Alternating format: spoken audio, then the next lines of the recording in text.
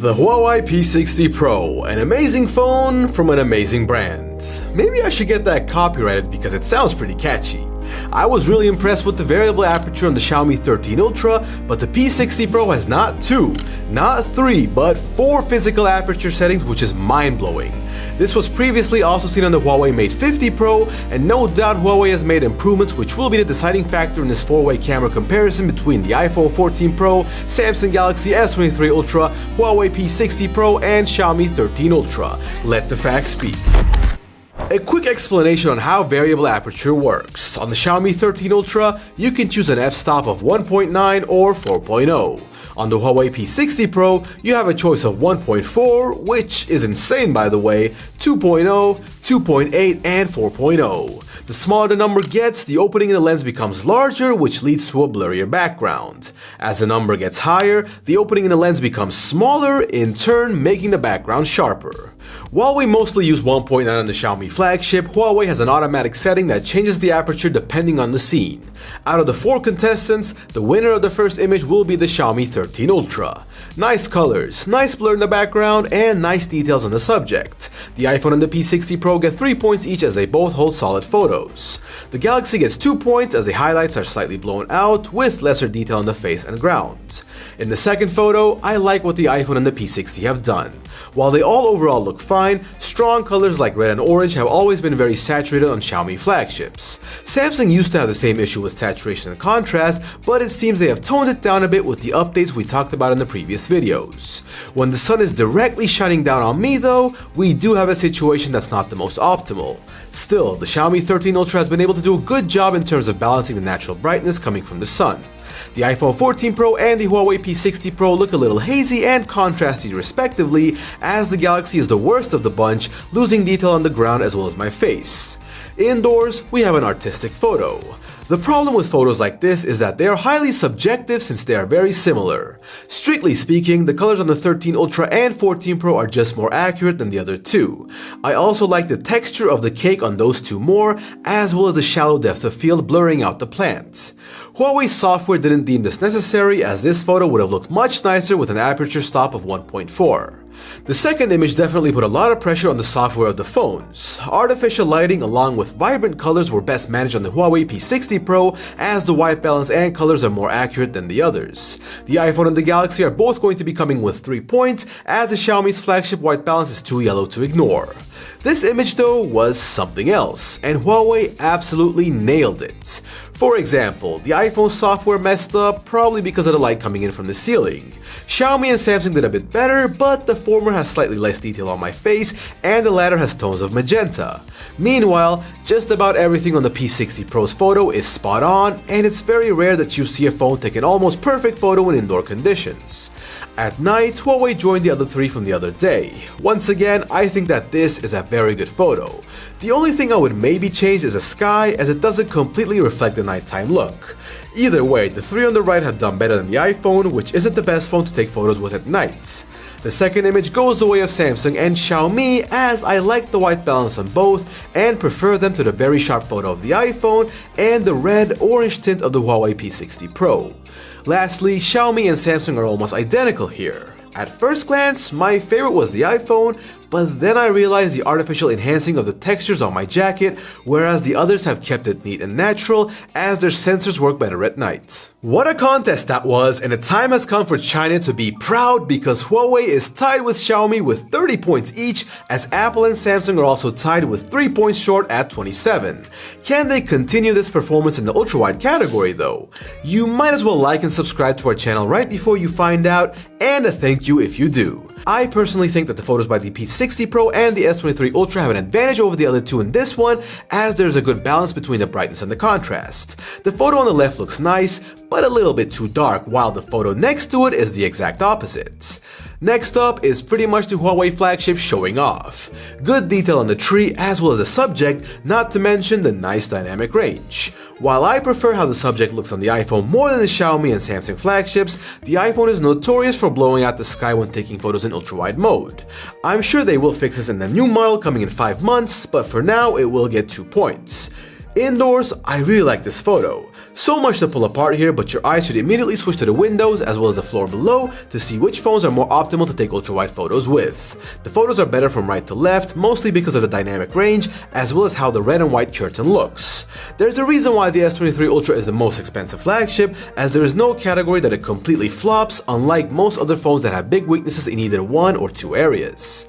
Here's a photo inside of a car gallery close to our office. Shout out to Neo House Berlin.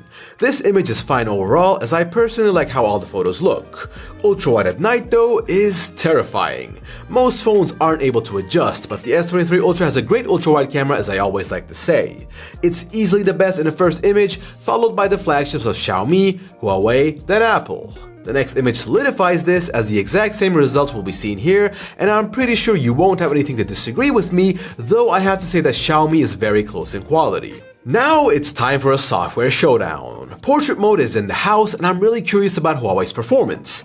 First impressions. It's okay. I wasn't a huge fan of the photo of the iPhone, but then I realized all the errors that the others made. Xiaomi blurred out the hood of the hoodie, while Huawei and Samsung cut out a piece of Casper's arm right above his hand.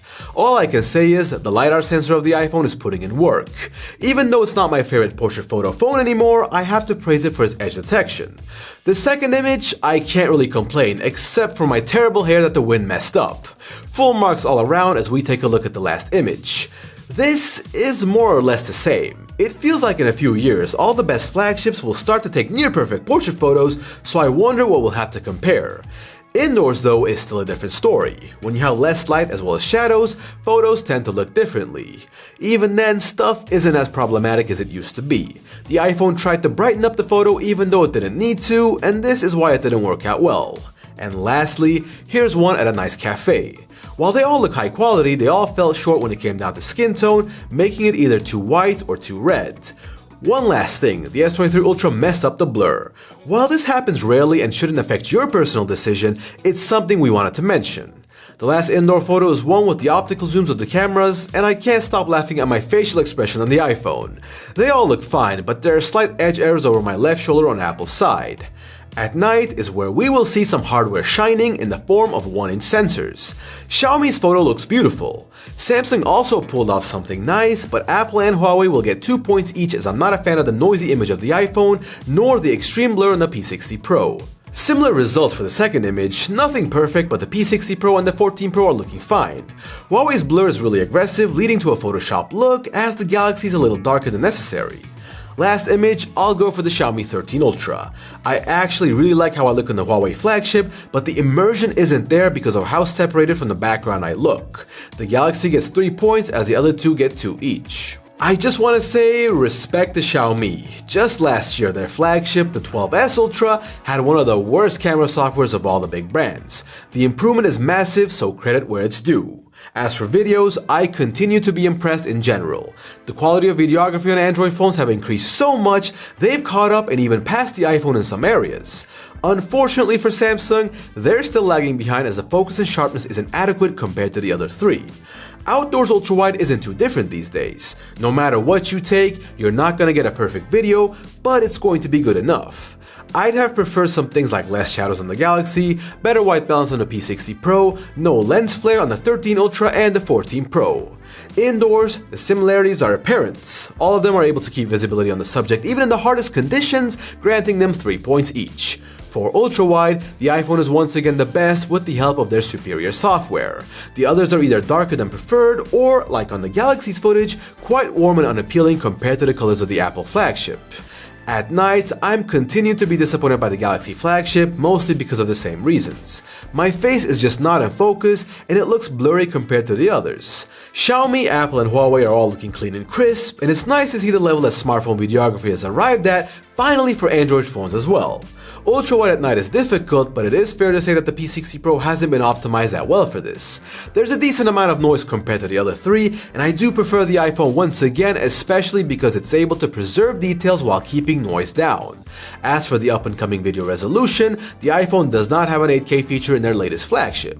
Xiaomi does though, as I have to say it looks really nice and detailed, especially when you look at the trees and the buildings. Huawei is also being stubborn about this and not including an 8K feature in their phones, but Samsung has been at it for years and is currently the best 8K camera on the market, not because of the quality difference, but because of the difference in stabilization to the Xiaomi 13 Ultra. The results can slightly differ from comparison to comparison, but if there's one thing that doesn't change, it's that specifically looking at 4K video, the iPhone is still the best out of many popular phones. However, the difference has become very small and Apple needs to step it up for the iPhone 15 series. One thing that Apple just doesn't care about that much right now is zoom. Here are the optical zooms of these devices, and as you know, the Galaxy is a 10 times one as well, which you'll see soon enough. Usually, the main difference between Samsung and Chinese brands is that even though Chinese flagships can zoom pretty much at the same level of Samsung flagships, this doesn't help when they don't have a 10 times optical zoom as you can see on the screen.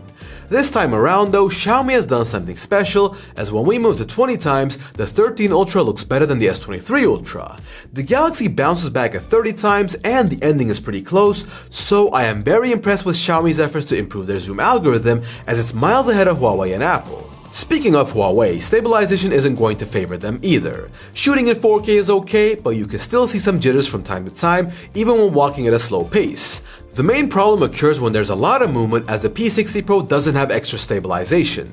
Xiaomi has vastly improved their stabilization over the previous models, so they'll be tied in this category with Apple being the two best phones on the market for stabilized video. Front camera's a whole different beast entirely though, as I haven't seen one that can best the S22 and S23 Ultra photos in a long time. Their selfies actually look like they were taken with the rear camera, as you can see from the high quality skin textures and accurate colors. Huawei is pretty close to Apple, as the Xiaomi flagship's front camera is disappointingly bad. Portrait selfies is an area that Samsung shines in, but Apple will also be a step ahead of Huawei here, as the shape of my head is a little warped in the P60 Pro. Indoors is no different than outdoors, as Samsung looks really good, and Apple alongside Huawei are still outperforming Xiaomi. Portrait selfies indoors do have more problems than outdoors, as the lighting is worse. Still, the S23 Ultra's edge detection is looking better than the others, as Xiaomi is still the worst performer. At night, Huawei is keeping things visible. The rest are pretty average, nothing special overall on any of them, as the iPhone once again has blur issues at night. Same goes for the portrait selfies, with Xiaomi looking better this time. It's kind of a coin flip, but overall, the S23 Ultra hands down has the best selfie camera for photos. As for front camera videos though, the iPhone is still outperforming due to the higher dynamic range. While the P60 Pro also looks very good and perhaps even better when you look at my face, the overall video quality goes the way of Apple. And we are back with another mic quality test. This time it's one of your favorites. It's a 4-camera comparison between some giants. And over here we have the iPhone 14 Pro. We definitely know it's going to be high on the list, but we're wondering just how high, because one of the phones it's going up against is the Xiaomi 13 Ultra. Definitely one of the best coming out of China. It utilizes a 1-inch sensor and is definitely one of the best camera phones that we've seen in a very long time. But over here is the Huawei P60 Pro. It's an amazing phone. The camera setup is insane. It's actually a direct rival to the Xiaomi 13 Ultra in China. And as you know it, the Samsung Galaxy S23 Ultra, definitely one of the most solid phones that have come out for Android this far, and we're gonna see how it fares against the beasts of China. In terms of audio, I already mentioned in our previous video that the S23 Ultra sounds overall the best due to the noise cancelling. I must say though that the P60 Pro is also doing very well in that regard, as it outperforms the competition alongside the Samsung flagship.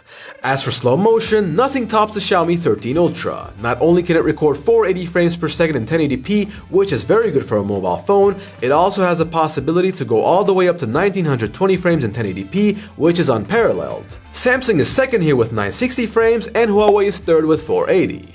Lastly, we have macro. While this is a specialty of Apple and Samsung, Huawei has stepped up to the plate and improved their system very much for their newest phone. It has come to the same level as the other two, granting it some extra points. Finally, the end of a huge comparison. Photos go the way of Xiaomi and Huawei, while ultrawide is taken by the S23 Ultra as always. Portrait was won by Xiaomi this time around, as the other three were tied in a close competition. Videos went also the way of Xiaomi, a very impressive performance, as zoom was won by the S23 Ultra. Stabilization was a tie between Xiaomi and Apple, with front camera being won by the Galaxy once again. Audio was a tie between Huawei and Samsung, slow motion was taken by the Xiaomi 13 Ultra, and macro was a three-way tie between the iPhone, the P60 Pro, and the S23 Ultra. What do you guys think about the results? Which phone was your favorite for this competition? Leave a comment and don't forget to like and subscribe to keep in touch with our newest videos. I'll see you around.